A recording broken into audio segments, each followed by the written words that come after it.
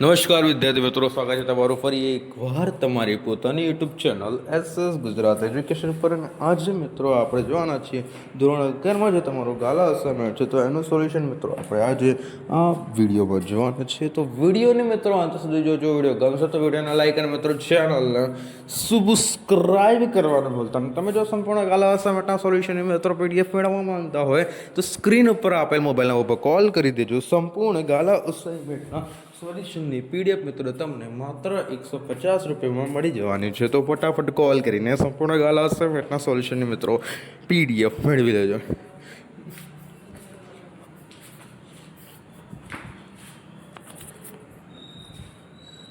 અને ચેનલ પર જો મિત્રો તમે નવા આવ્યા હોય તો ચેનલને સબસ્ક્રાઇબ કરવાનું ભૂલતા નહીં અને વિડીયોને લાઈક મારવાનું મિત્રો ભૂલતા નહીં. ઓકે, તો શરૂ કરીએ આપણું આજનું સોલ્યુશન. પહેલા નંબરનો પ્રશ્ન છે, સ્થિર ખર્ચનો અર્થ કાલ્પનિક અનુસૂચિ દ્વારા સમજાવો. ઓકે, એના અંદર સમયના ટૂંકા ગાળામાં ઉત્પાદન વધે, ઘટે કે શૂન્ય થતાં જે ખર્ચમાં કોઈ ફેરફાર થતો ન હોય તેને સ્થિર ખર્ચ કહે છે. સ્થિર ખર્ચના કારખાનાની જમીન, મકાન ભાડું, મૂડી, વ્યાજ, કાયમી સ્ટાફનું વેતન, મિલકત વેરો, વીમા પ્રીમિયમ વગેરેનો સમાવેશ થાય છે. સ્થિર ખર્ચ અને પૂરક ખર્ચ પણ કહેવામાં આવે છે કારણ કે ઉત્પાદનના પ્રમાણ સાથે સીધી જ રીતે સંબંધ નથી. સ્થિર ખર્ચને પૂરક ખર્ચ પણ કહેવામાં આવે છે કારણ કે તે ઉત્પાદન પ્રમાણ સાથે સીધી રીતે સંબંધ નથી. સ્થિર ખર્ચના સર્વસામાન્ય ખર્ચ ઓવરહેડ કોસ્ટ કહે છે કારણ કે તે વસ્તુના બધા એકમો પર આધારિત છે.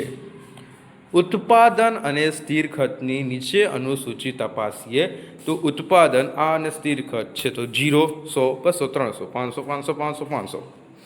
અનુસૂચિ દર્શાવતું છે કે ઉત્પાદન શૂન્ય હોય, વધે કે ઘટે તો પણ સ્થિર ખર્ચ 500થી સપાટી યથાવત રહે છે.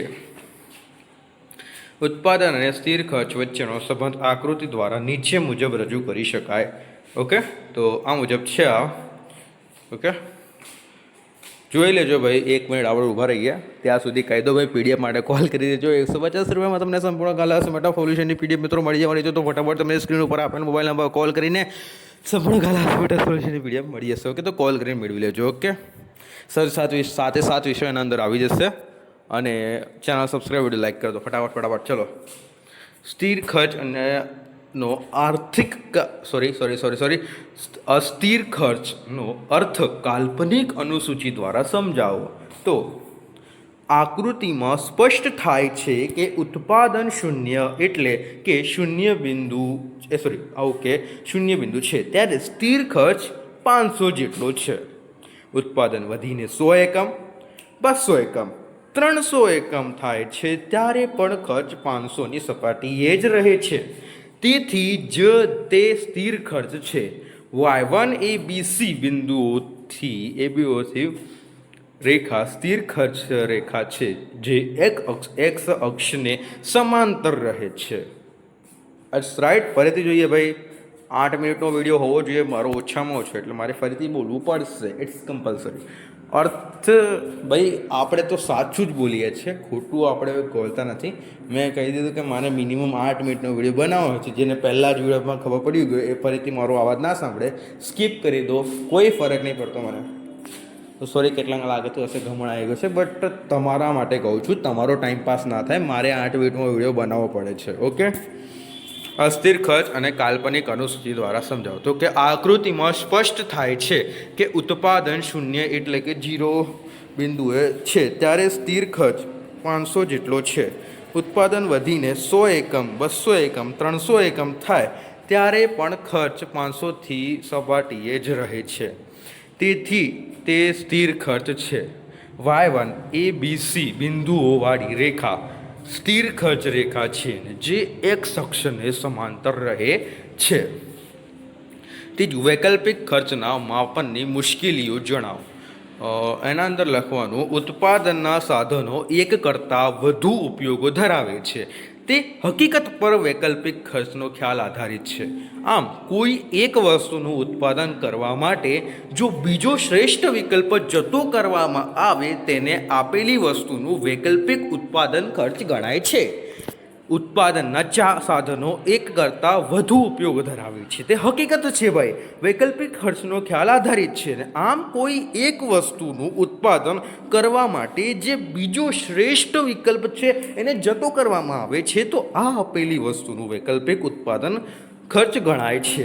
ઓકે, આગળ જોઈએ. વૈકલ્પિક ખર્ચના માપનની મુશ્કેલીઓ નીચે મુજબ છે. પહેલું છે એક ઉપયોગી સાધન, કે જે ઉત્પાદનનું કોઈ માત્ર એક જ ઉપયોગ ધરાવતું હોય તો તેનું વૈકલ્પિક ખર્ચ નક્કી કરી શકાતું નથી. દાખલા તરીકે એવી જમીન છે કે જેમાં માત્ર ડાંગરનું ઉત્પાદન લઈ શકાય તો તેના માટે વૈકલ્પિક ખર્ચ ગણી શકાતું નથી.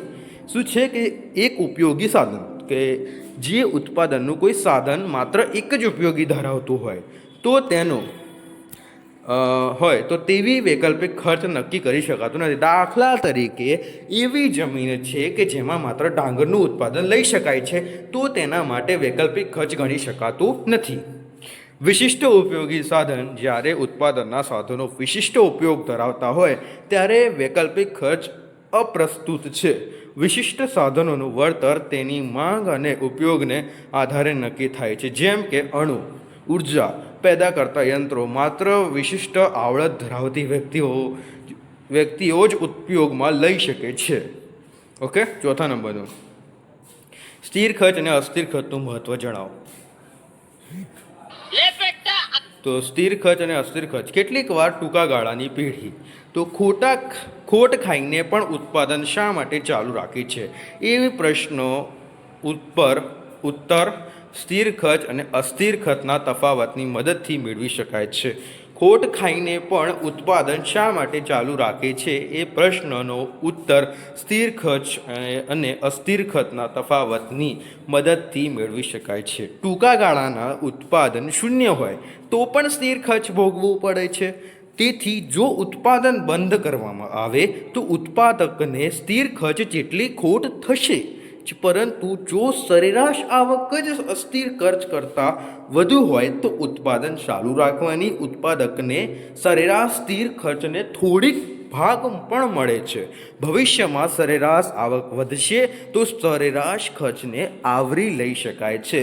તેથી આશાએ ઉત્પાદન ચાલુ રાખે છે મિત્રો. ઓકે, ત્યારબાદ 5મા નંબરનો પ્રશ્ન જોઈશું ને તે પહેલાં મિત્રો તમે જો આપણી યુટ્યુબ ચેનલ SS ગુજરાત એજ્યુકેશનને મિત્રો હજુ સુધી સબસ્ક્રાઈબ ના કરી હોય તો ચેનલને મિત્રો સબસ્ક્રાઈબ કરી દેજો ને. અને સોરી ઇટ્સ મતલબ હું અવાજ બદલી શકું છું મારો, એટલે કંઈ નહીં ચલો.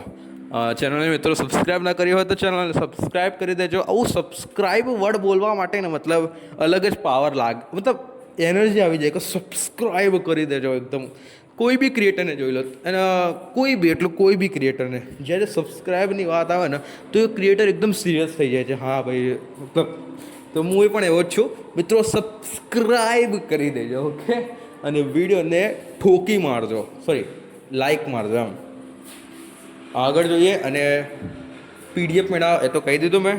5મા નંબરનું ચલો નોન ટાઈમ વેસ્ટ નહીં કરવાનો. સીમાંત ખર્ચ અને સરેરાશ ખર્ચનું મહત્વ જણાવો. તો સીમાંત ખર્ચ ઉત્પાદકનો હેતુ મહત્તમ નફો મેળવવાનો હોય તો ઉત્પાદનનું પ્રમાણ નક્કી કરવામાં તેમજ ઉત્પાદનની સમતુલાના વિશ્લેષણમાં સીમાંત ખર્ચનો ખ્યાલ મહત્વનો ભાગ ભજવે છે.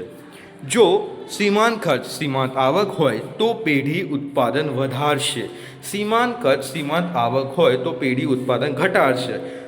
સીમાંત ખર્ચ બરોબર સીમાંત આવક હોય તો પેઢી ઉત્પાદન સ્થિર રાખશે અને મહત્તમ નફો પ્રાપ્ત કરશે.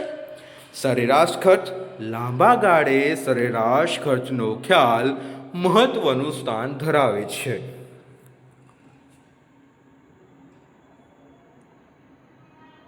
લાંબા ગાળે ઉત્પાદનનું ઓછામાં ઓછી સરેરાશ ખર્ચ જેટલી સરેરાશ આવક મળે તેવું ઈચ્છે છે. જો લાંબા ગાળે સરેરાશ આવક સરેરાશ ખર્ચથી પણ ઓછી હોય તો ઉત્પાદકે ખોટ સહન કરવી પડે છે. પરિણામે તે પેઢી બંધ કરવાનો નિર્ણય લે છે. ઓકે, તે પેઢી શું કરે છે? બંધ કરવાનો નિર્ણય લે છે. ઓકે, તો મિત્રો વિડીયોનો અંત કરીશું. વિડીયો ગમ્યો હશે તો વિડીયો લાઈક કરી દેજો, ચેનલ સબસ્ક્રાઈબ કરી દેજો. તમને સંપૂર્ણ કાલ માટે સોલ્યુશનની પીડીએફ મિત્રો તમે મેળવવા માંગતા હોય તો સ્ક્રીન ઉપર આપેલ મોબાઈલ નંબર પર કોલ કરી દેજો. ઓકે, મળીએ નેક્સ્ટ વિડીયોમાં પ્રકરણ નંબર 6 નો.